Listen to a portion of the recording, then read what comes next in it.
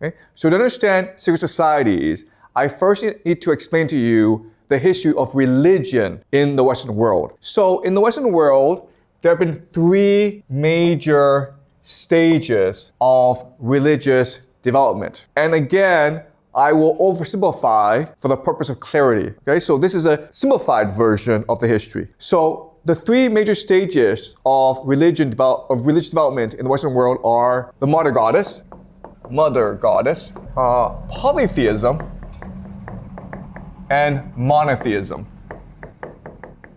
Polytheism means many gods. You believe in many gods. Monotheism means one god, that only one god exists. So the mother goddess civilization came about because of agriculture. And in an agricultural world, you have two problems. The first problem is to make sure that your crops are healthy and you can harvest them in time. The second problem is to give birth, to have as many children as possible to work the fields. Okay, so these are the two problems. And because of that, a religion developed in order to facilitate both, called the mother goddess civilization. So at the center of this religion is the womb. The woman's womb is considered a divine portal from the spirit world into our world. It's almost like a cave, right? In which the spirit world can come out and manifest itself in our world. So the center of this religion is the womb of the woman. And as such, the women are in control. What's really important is to understand that in this world, everything is interconnected, harmonized, balanced together. So the womb is the center of this world, but then you have the stars, okay? The stars. And of course, this gives rise to astrology. Astrology is the study of the movement of the stars in order to understand its impact on our world. Okay?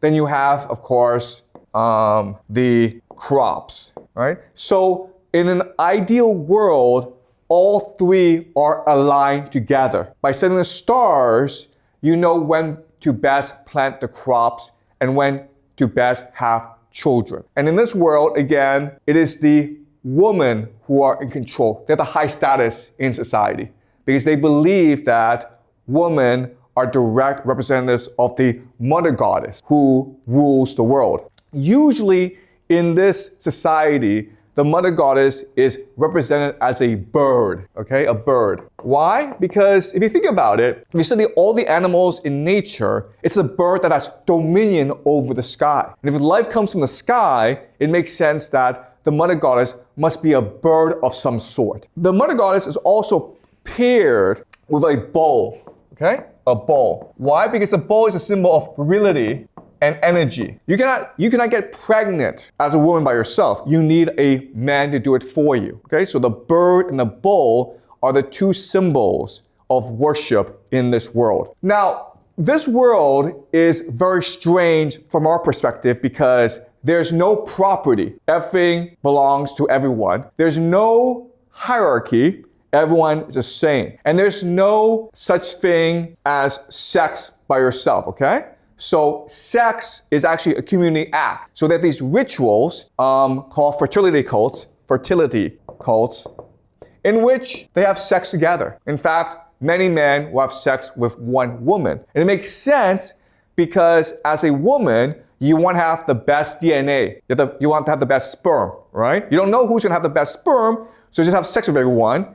And whoever has the best sperm will give it to you, okay? So that's the mother goddess civilization. Then we switch to polytheism. So why did we make the switch? The answer is war. For the first time in human history, as populations increase, there's now struggle for resources. And what's the most important resource in this world? Do you guys know? The most important resource is women, right? Females. Because it's females that give birth. And so with war, we have a new concept called property. In order to get men to fight wars, you have to give them something as a reward, right? So they get to have a woman, a wife. And now this wife belongs to them and only them. So in this world, what happens is that you now have property, hierarchy, and marriage. And the role of the woman decreases and the role of the man increases, okay? At the same time, what's happening is that these different societies, in order to fight wars, they have a god, okay? And when they go to war, it's like the gods are going to war. And if you lose the war, what it means is that your god is inferior to their god. So now you have a hierarchy of gods. So to maintain peace, what happens is that if you lose the war, you admit that your god is weaker than their god, and you now must obey their god, right? And this is what we call the pantheon. So remember, in the Greek pantheon, Zeus is at the top, and you have Apollo, Ares, Aphrodite, okay? Everyone else is a lower god. But before, they were separate gods. And in a series of wars, the people who believe Zeus is the best god won out against the other gods. And as a result, the other gods became Zeus's children, yes? Okay, so the question is, why do men go to war and why don't women go to war? Okay, so that's a really good question, okay? So let me explain it to you very slowly. So in this world, the women are in control, right? So women have all the status. But over time, as populations increase, you have young men who have no families. And these young men are discarded from the societies because of lack of resources. So these young men now have a problem. They need to find wives in order to survive. So these young men start to raid other societies in order to capture women. Okay? Do you understand? So in this society, it's never young women who are discarded because they have value to their society. It's always young men who are discarded. And as a result, these young men become like wolves, okay? They become like a wolf pack who then go and pillage other villages. And that's how you start, and that's how you have the origin of war. Okay, does that make sense? Okay, so now you have this pantheon of gods, okay, which leads to polytheism. Then we make the switch from polytheism to monotheism. Why? Because now you have a new idea called empire. Specifically, the Roman Empire, and they introduced a new religion called Christianity, which is the first monotheistic religion in the world. There's a lot of debate as to what was the first monotheistic religion. Some people say Zoroastrianism, some people say Judaism. I will show you in this class later on that actually the first religion that was monotheistic is Christianity, okay? So the difference between this society, which is a society based on war, is there's a lot of humans, but humans are still the most precious resource. Therefore, it is not in your best interest to kill everyone. But when you have an empire, like the Roman Empire, you don't have to worry about killing other people. In fact, you can go and destroy entire societies, which is what the Romans did. And you can now, as an empire, impose your reality, your God, on everyone else. And that's how you have monotheism. Does that make sense? All right? So, having explained that, what I'm going to show you now is how the worldview, our understanding of the world, changes over time, okay? So, in the Mother Goddess civilization, there are two things about their world that's very different from our world, okay? So the first major difference, and this is really important for you guys to remember, is they understood that mind led to matter. Mind leads to matter. But in our world, we believe that it's matter that led to mind. Okay, do you understand? So in science class, you're taught we have a brain, then the brain, because of synaptic connections, creates the mind. Okay, so it's matter that leads to mind. Even though we're taught this, if you think about it, it actually doesn't make any sense. Because how does our small little brain, how is it able to do so much processing, which is the mind, right? How are we able to imagine? How are we able to dream? It's really confusing for us. And quite honestly, if you talk to the very best neuroscientists in the world, their response will always be, don't ask this question. Okay? It's never like we don't know. It's always like, don't ask this question. Okay? This question is forbidden to ask in neuroscience. But so throughout most of human history, we believe that it was mind that led to matter. That it's the mind that creates the brain in order to understand the world. Okay? That makes a lot more sense than matter leads to mind. Okay? So that's the first major difference. Throughout most of human history, most societies believe that it was the mind that creates the brain. The second major difference is that this is a metaphorical world. In other words, they spoke using metaphors. They understood the world through metaphors. Today we live in a literal world. Okay? What's the difference? Well, the difference is this. Let's just say that you and I fight. Well, we would say that, okay, what happened was that I became angry, the emotion overwhelmed me, and then I hit him. Then he got angry, then he hit me back. Okay, this is a literal interpretation. But back then, the metaphorical understanding was that anger is a god who seized me and who propelled me into the fight. And then anger unleashed the god of vengeance, who fought back by seizing the other person to fight me back. Okay? So we believed for most of human history that we were controlled by forces outside our control. Now, today, you may believe that the literal world makes more sense. But if you think about it from the perspective of human thought, okay? How do you understand the world? How do you interpret what goes on in the world? The metaphorical understanding is actually much more useful. And that's why, and I know this is hard for you guys to understand, back then, they were much more creative than we are today, okay? And also, the things that they were able to do are beyond our imagination. So for example, we've never really figured out how the Egyptians created the pyramids, okay? For our explanation is aliens did it because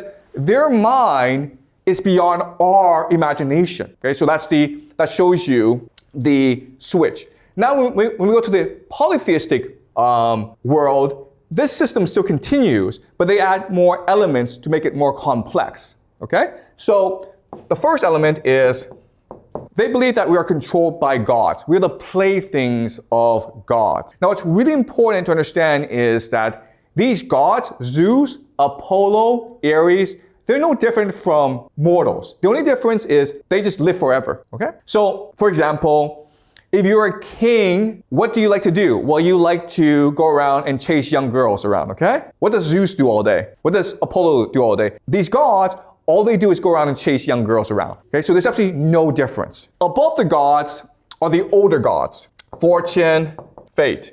So the belief was that even though these are gods, they're still controlled by forces beyond their understanding like fortune and fate. What mattered in this world was not to be good. What mattered in this world is to be lucky, okay? To be fortunate, because that showed you that the gods favored you. And the last element, the most important element, is the unwritten and immutable laws of the universe. Okay? So a concept like justice.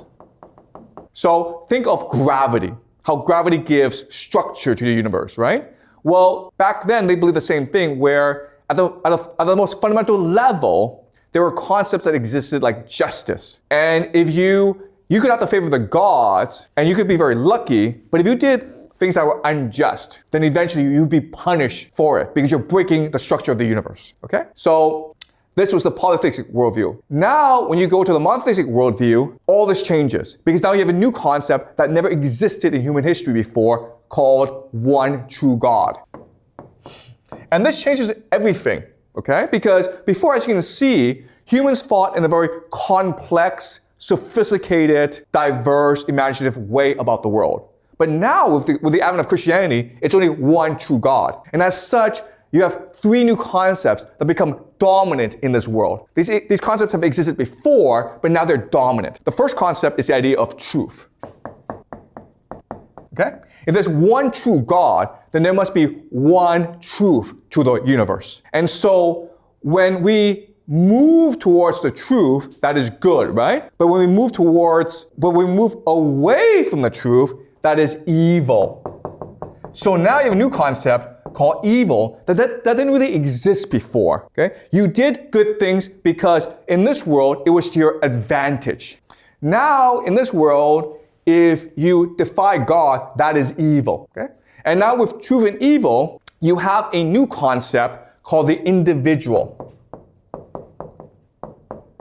Before in this world, what mattered was your family, your community, your society, the people around you. Now, with the advent of one true God, the community, the family doesn't matter. What matters is your loyalty, your faith in the one true God. So you can actually step outside your community and just do what you believe is right, as long as you have faith in the one true God. All right? Okay.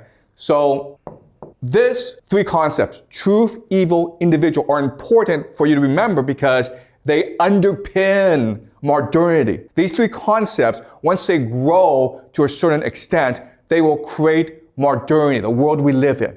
Okay? Our world is controlled by these three forces. Now, what's important for us to understand is these three concepts are beyond the human intuition. You cannot logically, by yourself, deduce or come up with these three concepts. This world of the mother goddess, it's intuitive, okay? This polytheistic world is also intuitive, but the Christian world now is counterintuitive, okay? So as a result, for monotheism to triumph, because it is so counterintuitive, it must now destroy the polytheistic world, okay? So the Romans spent a lot of time, taking centuries and centuries, to destroy the polytheistic world. But the thing is this, you can never ever kill an idea. The idea, if it is being suppressed, just goes underground, okay? So remember, here in the mother god civilization, the main instrument of religious worship are fertility cults run by women. Well, now that war has come and men have taken over from women, what happened is that the woman went underground to create new religious organizations called mystery schools. And mystery schools, what they're trying to do is they're trying to maintain the best knowledge and traditions of the mother goddess civilization, okay? Especially the fact that we come from the mind. We created the universe through our imagination. Okay, that's the main secret that they're trying to maintain. These mystery schools become extremely popular among the elite because they offer great sex, okay? The elite join these mystery clubs as sex clubs, basically. Remember, in this civilization, what matters is the womb. So they develop all sorts of like secret sexual techniques to please the woman, to make the woman feel as though she's in harmony with the universe. In this world, the mother goddess, sex is a mechanism to communicate with the universe, to discover the secrets of the universe. And so they maintain these rituals in the mystery schools. And the most powerful people will participate in these mystery schools. They're called mystery schools not because they're secret, but because everyone is sworn to secrecy. So if you ever divulge what actually goes on in these mystery schools, you'll be punished by death, okay? You'll be executed by the members. But with the advent of Christianity, these mystery schools now are a threat to the empire, okay? Because these mystery schools are where the elite, the local elite, hang out. So now what happens is, now they become secret societies. Okay? That's where they come from. Secret societies are an attempt to maintain the secrets of the universe against the advent of Christianity and empire. And secret societies have been around for a long, long time. You may have heard of certain secret societies like the Knights Templars, Rosicrucians, the Illuminati, the Freemasons, okay? They're all very powerful. They're still around. Yes, I understand that. But what I'm saying is, there are a lot more secret societies that we do not know about and who've been around for much longer, okay? But they're all trying to maintain the secret of the universe, which is that mind leads to matter. That's the great secret of the universe. And this is something that we've always believed and always known, but with the advent of Christianity, this has become suppressed over time.